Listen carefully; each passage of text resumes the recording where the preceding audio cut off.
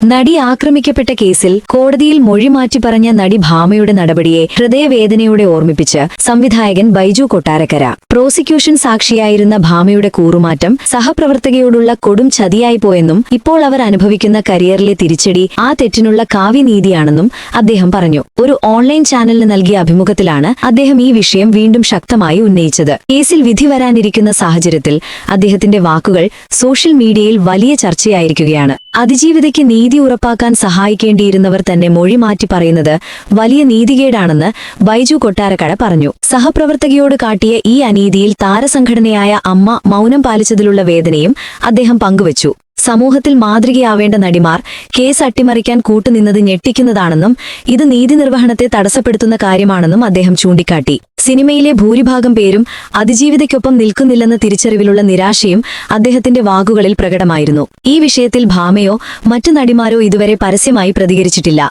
ഈ വാർത്ത ഇഷ്ടമായാൽ സബ്സ്ക്രൈബ് ചെയ്യൂ ബബിൾകം മീഡിയ.